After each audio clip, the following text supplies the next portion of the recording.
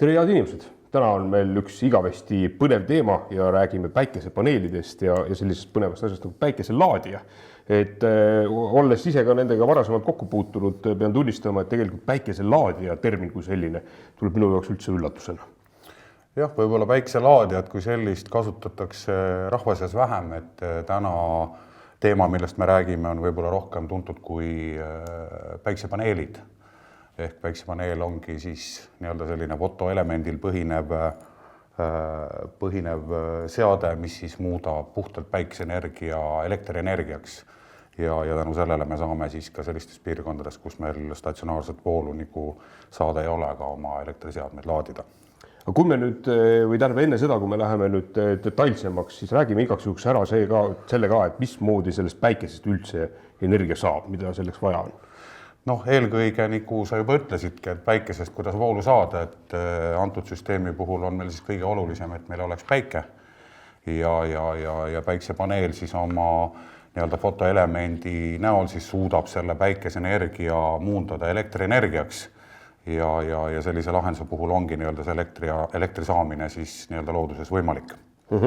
Kui nüüd inimene tuleb selle mõttega, et tal oleks tegelikult vaja ühte sellist, plaanib näiteks minna väga pikale matkale, kas siis autoga, jala või midagi, siis mida ta peaks enda jaoks enne välja mõtlema, kui ta tuleb seda ostu sooritama? Siin võib-olla, nagu sa oma küsimuses juba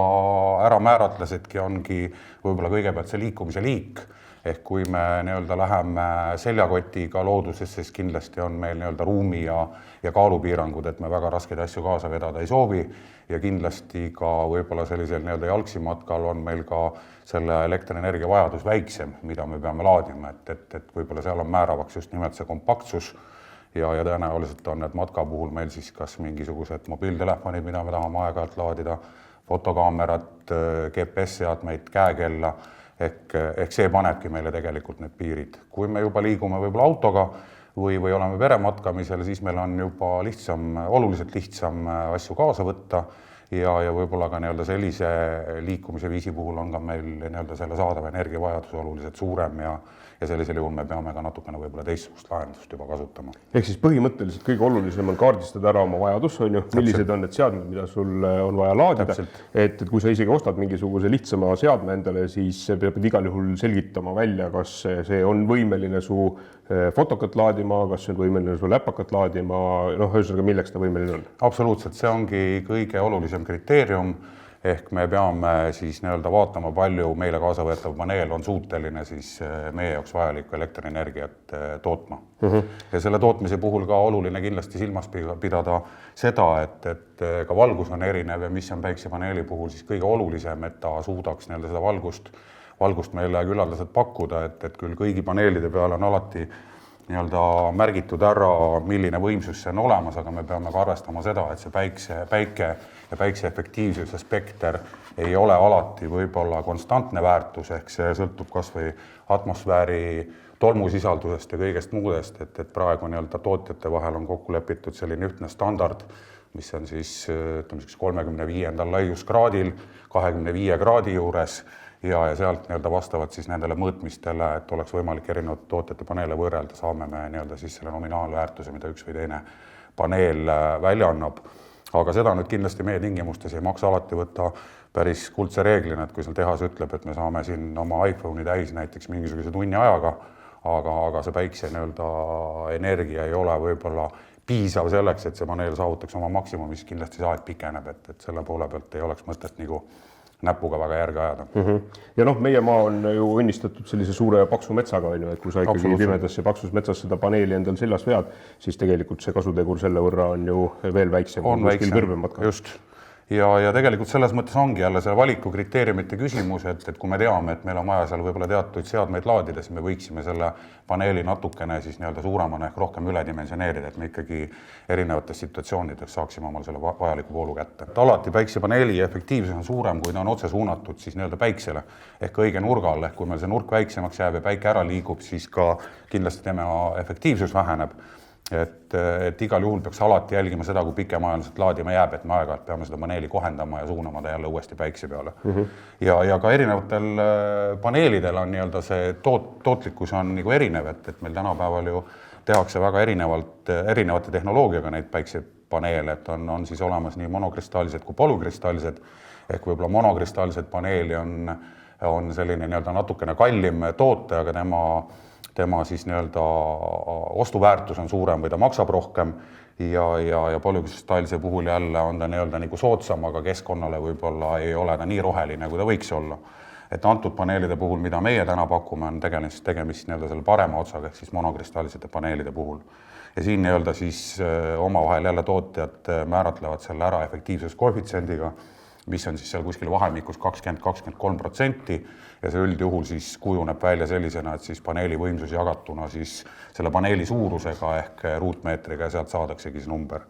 Et antud tehase tooted on siis peaksid praegusel hetkel olema ideaaltingimustes 24% efektiivsusnäitaja puhul, et peaks igati korralik tulemus olema. Ahah, tead, ma vaatan seda detaili, mis siin praegu minu käes on, Power Traveler on ju, ja see tundub olevat seda sorti seade, millel on aku ka sisse ehitatud. Et põhimõtteliselt, kui sa seda päev otsa endal seljast tassid, siis ta laeb justkui siin oleva vahendi täis ja õhtul siis, kui telgis istud, saad oma seadmeid edasi laadida, on ju. Aga kui siin on teine asi, mis on siis lihtsalt selline kolmeosaline päikesepaneel, mille teoorias saab endale ka seljakoti külge näiteks siduda, siis siin justkui eraldi salvestusseadet küljes ei ole. Et seda saab kasutada siis ainult nii-öelda nagu üks ühele.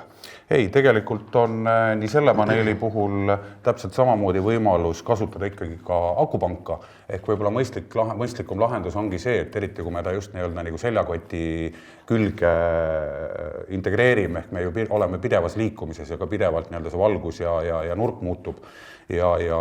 see nii-öelda laadimisvõimsus ka tänu sellele muutub ja võib-olla ta hakkab otse telefoni laadides lihtsalt seda telefoni laadimist nii-öelda plingima sisse välja, et võib-olla siin olekski soovitus see, et sellisel liikuval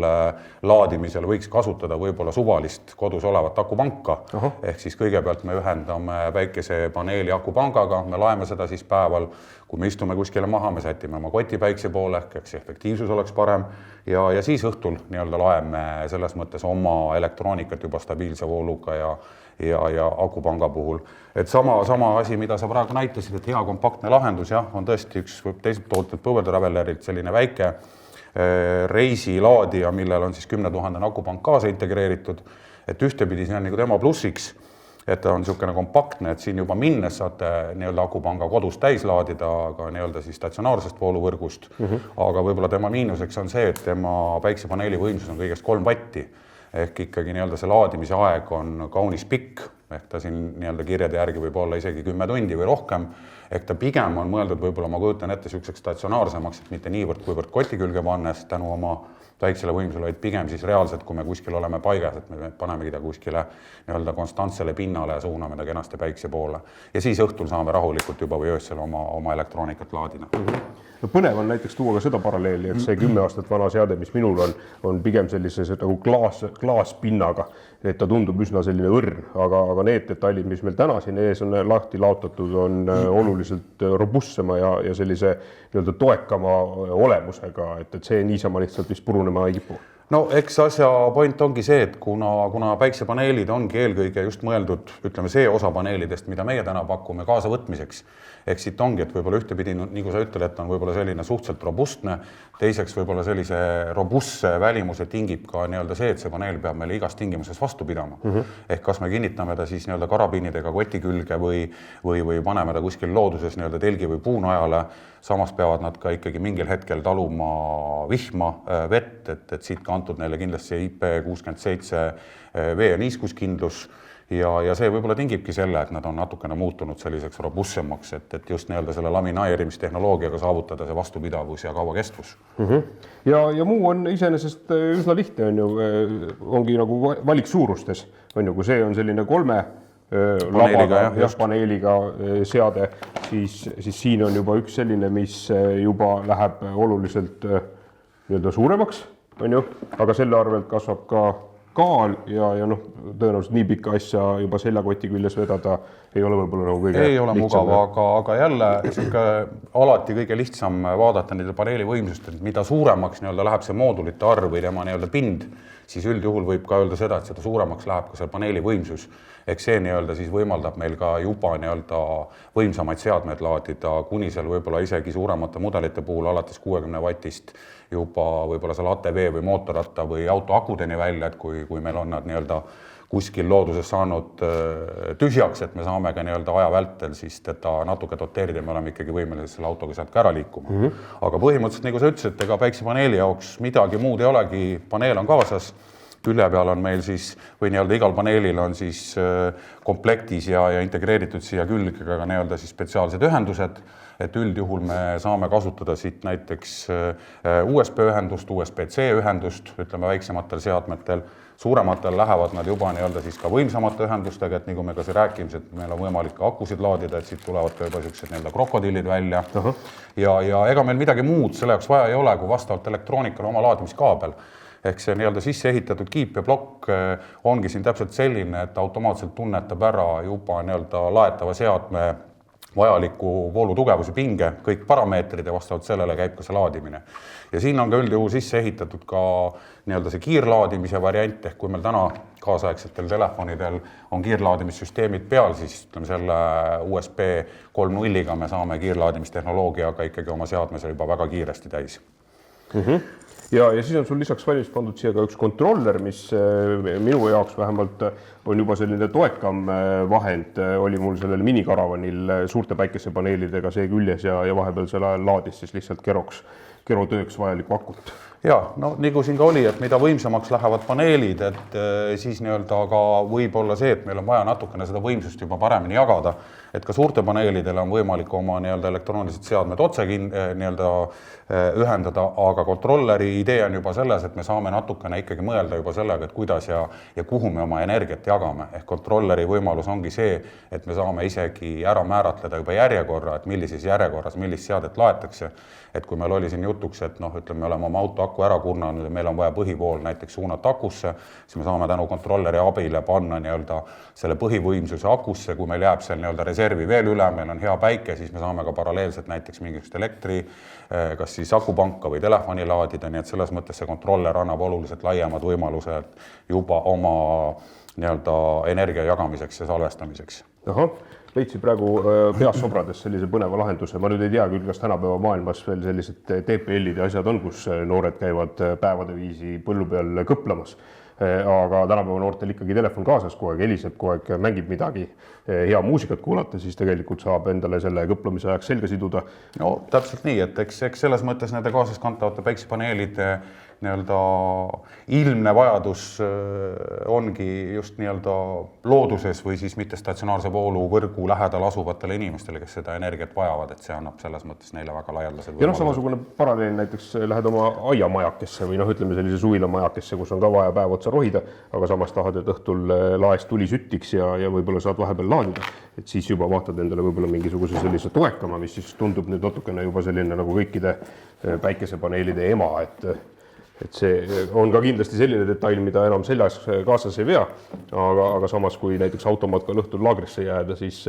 kui päikest veel paistab, kannatab see täitsa vabalt lahti rullida ja saad jälle energiat koguda. Absoluutselt, ja siin jäi veel mainimata ka selle kontrolleri puhul ära, et nende suurtemate paneelidel ehk meie mõistes, mida meie täna müüme, on siis 60 vatti ja see konkreetne 120 vatti, et tänu kontrollerile on võimalus ka 2 paneeli ühtseks süsteemiks liita. Ehk me saame antud paneeli puhul siis juba mitte 120 vatti võimsuseks, vaid juba 240 vatti, ehk see tegelikult laiendabki veel meie võimalusi energia saamiseks. Nõnda, aga tõmbame siis lõpus otsad kokku ja viskame toodetele kiire pilgu peale.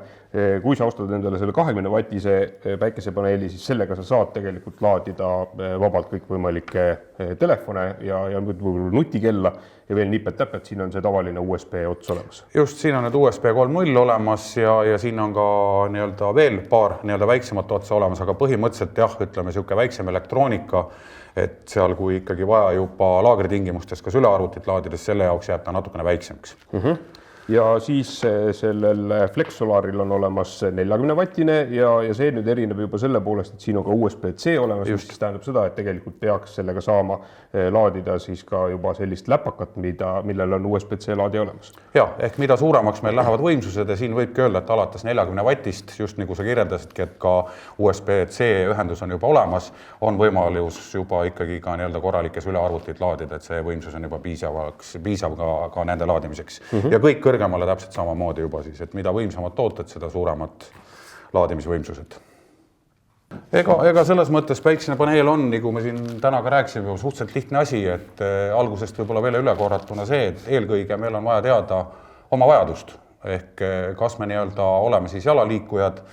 oleme me autoga sõitjad või me tahame hoopis näiteks paneeli kodusteks elektrikatkestuste kordadeks, et eelkõige on vaja välja mõelda nüüd see, mis on meie vajadus ja vastavalt sellele siis juba nii-öelda leida see nii-öelda sobiv toode siia juurde, et mingit tarkust nagu väga siia rohkem juurde vaja ei ole, et kõik ühendused ja asjad on paneelidele sisse ehitatud, nii et asja kasutamine ka väga lihtne. Suuna päikse poole, ühenda oma laaditava seadmega ja asi toimib. Väga hea. Me tunnistama, nagu ka varasematel kordadel tuleb ikkagi Matka TV salvestuselt läbi kassa koju minna. Nii et minu veri on löönud taas vemmeldama. Mul on tunne, et mul on taas ühte sellist head seadedest vaja, sest see vana on tõesti vana, üle 10 aasta vana ja oleks ju ära testida, milliseks see tehnoloogia vahepeal arenenud on ja kui suureks on kasvanud kasutegur. Ja kui teie leidsite ennast samasuguselt mõttelt, siis käige Matkaspordi kauplustest läbi, uurige, tehke kodutöö ära ja mis siis ikka, laadimiseni.